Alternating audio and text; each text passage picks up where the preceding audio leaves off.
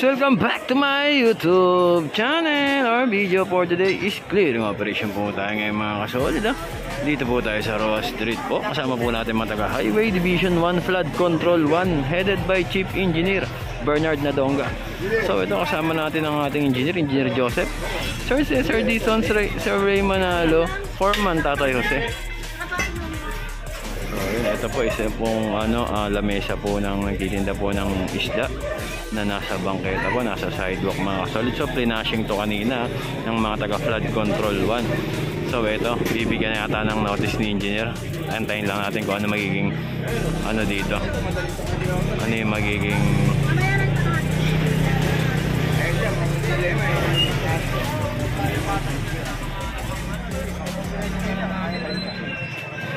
ano mo mukha mo?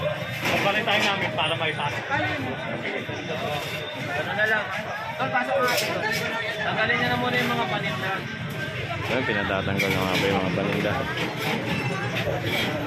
Kailangan kasi may usog tong lamesa nila na to, nasa sidewalk. Wala na po kasing sidewalk kayo, no? Dalawang dangkal na lang yung sidewalk. Kailangan po ipasok po nila yung lamesa.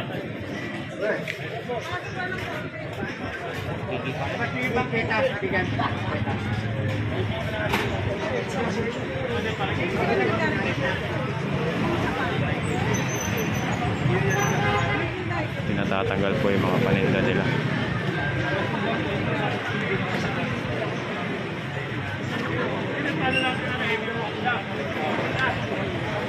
So mga kasalud, dumating po ang ating mga kasama mga taga MTPB Manila Traffic Parking Bureau headed by Ma'am Zenaida Biyahe mga kasalud. Andyan, rumisponde na po ang mga taga MTPB ngayon dito, ngayong araw na to, araw ng Biyernes mga kasalud.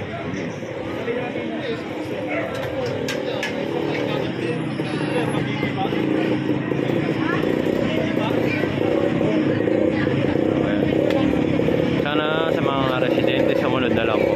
Kasi po yung kalye po ang luwag po pero po kapag po wala ang clearing tip pa, grabe po, mistulang palengke po talaga dito mga kasolid. Wala na pong kalsada, wala nang bangketa, pati kalsada inoccupied.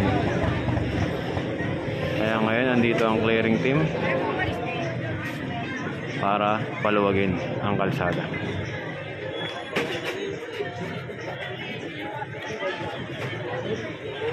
Di ba pinagaling ano ka? Kasi tataas yun eh. Tinatanggal nila yung mga paninda nila. Naghahanap po yung mga yan eh. Di ba ka magtanakaw? Yun ang hulihin nyo. At gumagawa ng tarataluan. Saan gumagawa ng tarataluan?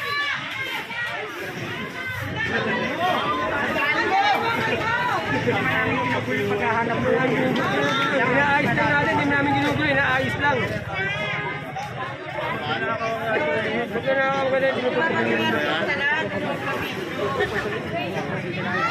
Yun nga na po sabi, hindi naman po kinukuha yung paghahanap buhay. Hindi naman nga po inaano yung paghahanap buhay, inaayos nga daw po, sabi po ng clearing team. Bagay uusog lang ito. Lalagay natin sa ayos. Yes, lalagay lang sa ayos. Yung sabi nila nga yung Tatay Arnyo, nilalagay lang sa ayos. Hindi sila tinatanggalan ng hanap buhay. Yan, iuusog lang po. Wala naman pong ginawang hanap buhay.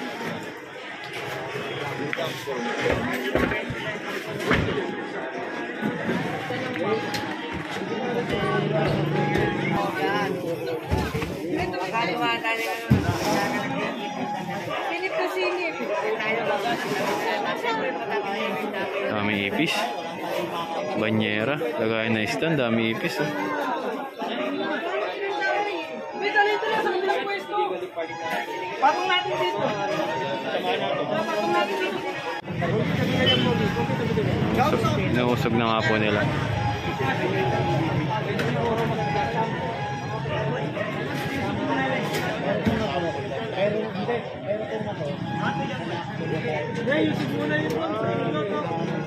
Opo, may harap po sir. Kailangan mag-iba. Open para isugda lang nila. Wala, gigibayin talaga. Wala, ipapatong nila sir. Wala, taas na yan pag pinatong nila.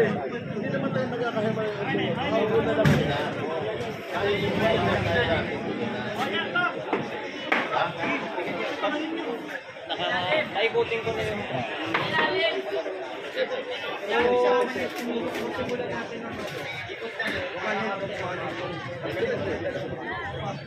So yun, inaayos nila. Pilit silang ginagawa ng paraan niya ng mga ano dapat sumunod. Nagawa nila ng paraan para makapagtrabaho sila maayos na walang nalinitas sa kanila.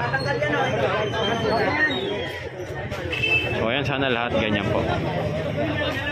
Sundin na lang po para pag dumaan pong clearing team wala pong kaba sila.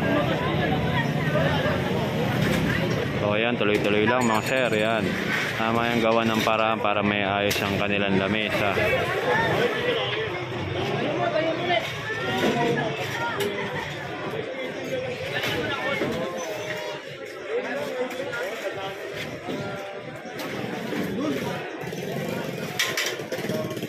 May pader eh, kailangan tibagin o ipasok yung kabilang paa.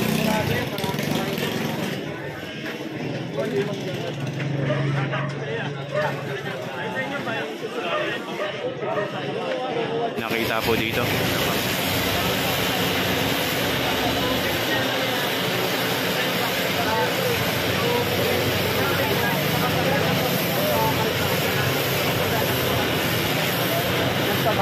Cutter mo na. Cutter mo.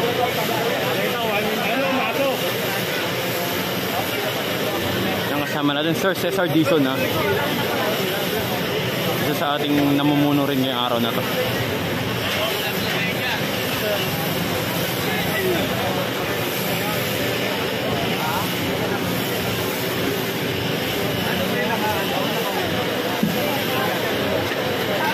Ligpitan na po ng paninda.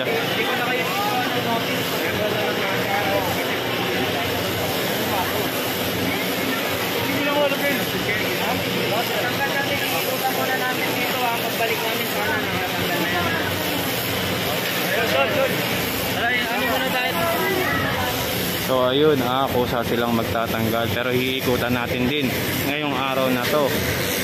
May bababayin lang tayong iba pang mga kailangan talagang i-clearing. So ayan mga kasolid, tuloy-tuloy lang tayo dito. So abante tayo.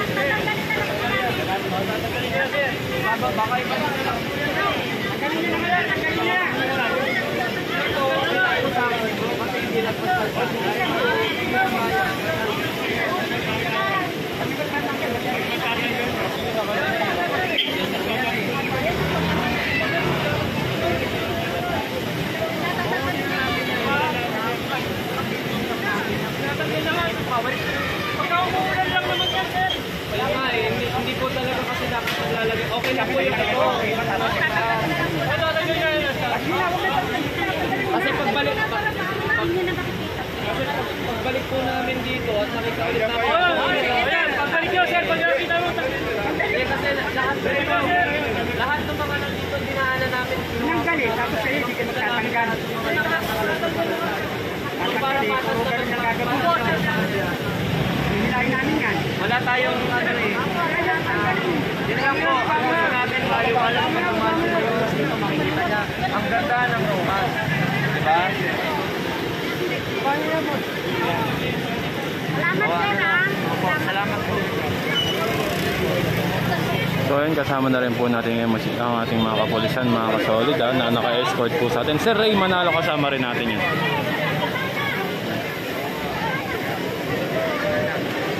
Kanya-kanya na silang pasukan ng kanilang mga paninda, mga patungan. Tinatanggal ka, sir.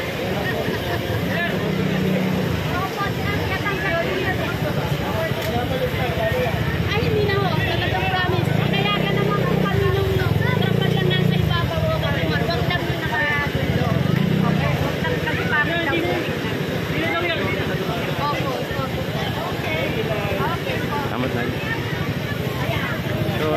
solid ah. Tuloy-tuloy pa rin po ang ating ginagawang pag-clearing dito.